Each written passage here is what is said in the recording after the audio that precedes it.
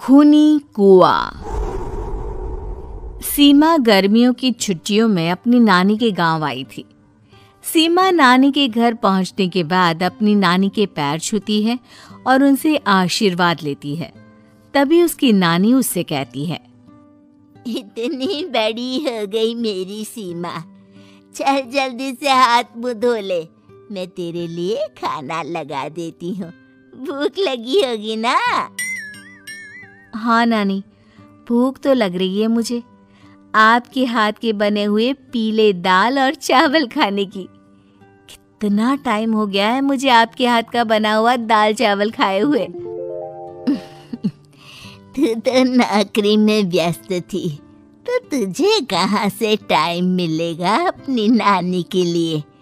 और जब इतने टाइम बाद आई है तो ज्यादा टाइम के लिए रुक कर जाएगी तू। हाँ नानी, इस बार पूरे 2 महीने के लिए आई हूँ। सीमा की नानी अंदर जाकर उसके लिए खाना बनाने लगती है।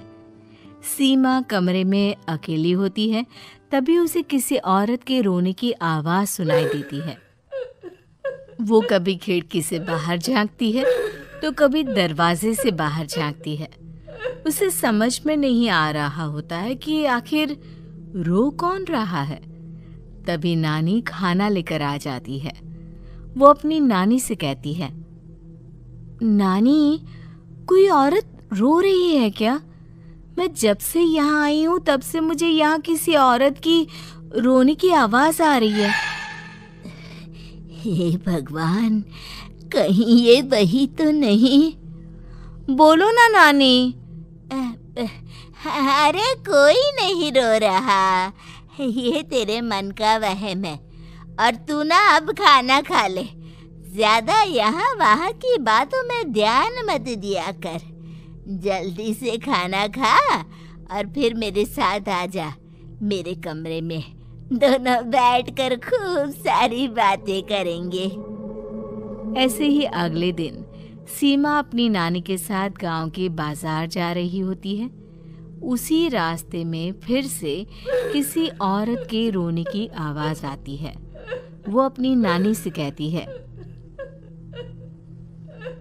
अरे नानी, क्या सच में तुम्हें अभी भी किसी औरत की रोने की आवाज नहीं सुनाई दे रही? मुझे किसी औरत की बहुत बुरी तरीके से रोने और चीखने की आवाजें आ रही हैं। मैं बहुत परेशान हूँ नानी, आखिर ये कौन है?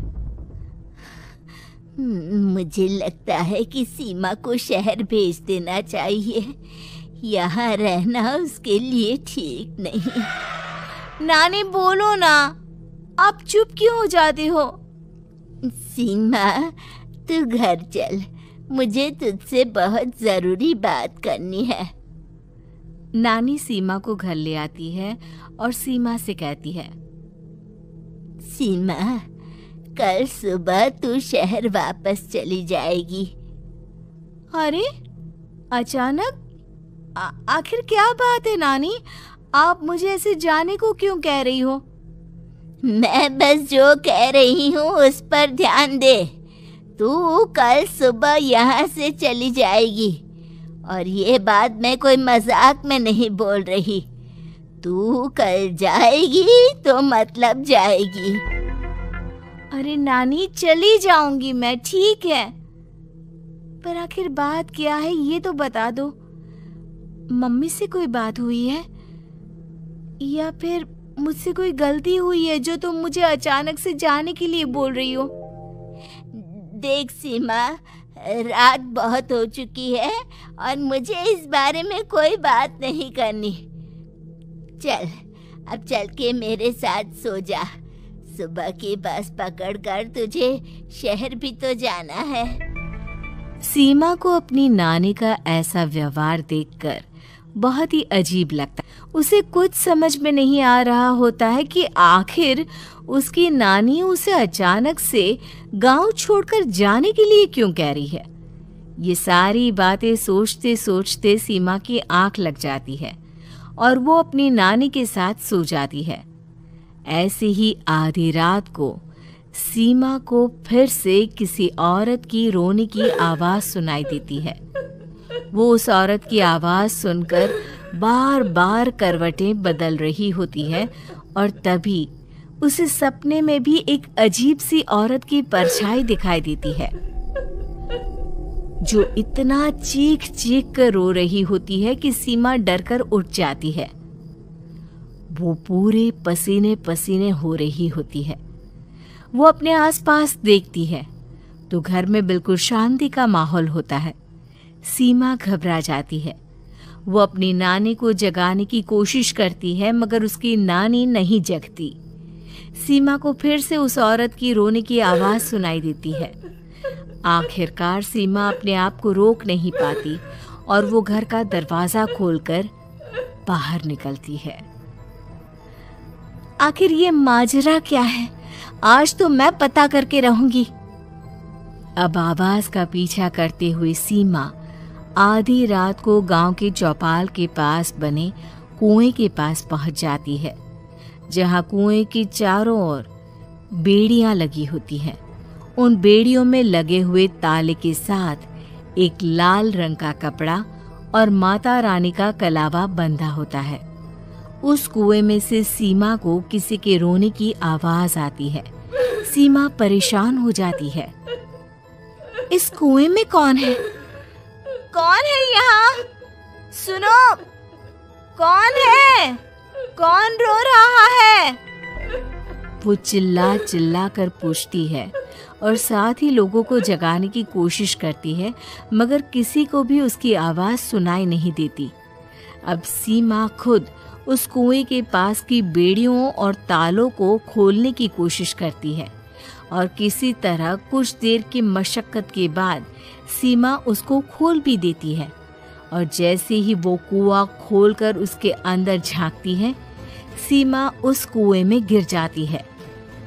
इतने में उसकी नानी की नींद भी खुल जाती है और सीमा को पास ना देखकर नानी परेशान हो जाती है। नानी घबराकर पूरे घर में उसे ढूंढने की कोशिश करती है, जिसके बाद उसकी नानी और सभी लोग उस खूनी कुएं के पास जाते हैं और सीमा की नानी कुएं के पास खड़ी होती है। सभी गांव वालों और सीमा की नानी को सीमा के चिल्लाने की आवाज आती है। बचाओ! कोई मुझे बचाओ! मेरी बच्ची, हम आ गए। हम तुझे बचा लेंगे। नानी, मुझे यहाँ बहुत डर लग रहा है। यहाँ इंसान की कटी हुई मुंडिया, हाथ, पैर और कंकाल है और खून भी है। नानी, मुझे डर लग रहा है। आप सब मेरी मदद कीजिए, नहीं तो ये खूनी कुआं मेरी बच्ची को भी खा जाएगा। अरे मुझे तो ये समझ में नहीं आ रहा कि आखिर इस खूनी कुएं को खोला किसने। सालों पहले इसको इतनी मुश्किलों के बाद तांत्रिक बाबा ने बंद किया था। अरे पूरा गांव खूनी कुएं के बारे में अच्छे से जानता है, तो कोई भी जानबूझकर तो ऐसा करेगा नहीं। मतलब किसी ने अनजाने में इसे खोल दिया है भैया। सीमा को इस बारे में मालूम नहीं था और जब से वो यहाँ आई थी तभी से उसे किसी औरत के रोने की आवाज़ें भी सुनाई दे रही थी। कहीं सीमा ने ही तो उसे नहीं खोला। अगर ऐसा है तो फिर सीमा का बचना बहुत मुश्किल है। वहीं कुएं के अंदर सीमा रोते हुए बैठी होती है कि उसे आवाज सुनाई देती है, जो कुएं के बाहर खड़े गांव वालों में से किसी को सुनाई नहीं देता। आज सालों के बाद मुझे ताजा खून मिलेगा। तेरा खून पीकर आज मैं अपनी प्यास बुझाऊंगा।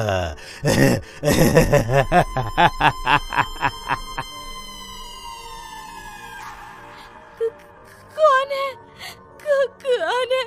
मत मारो प्लीज, मुझे जाने दो प्लीज। मैंने किसी का क्या बिगाड़ा है?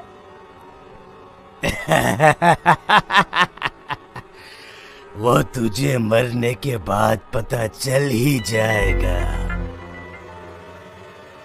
जितने में गांव वाले और सीमा की नानी कुछ सोच पाते, उतने में उन्हें सीमा के चिल्लाने की आवाज आती है और अगले ही पल सब शांत हो जाता है।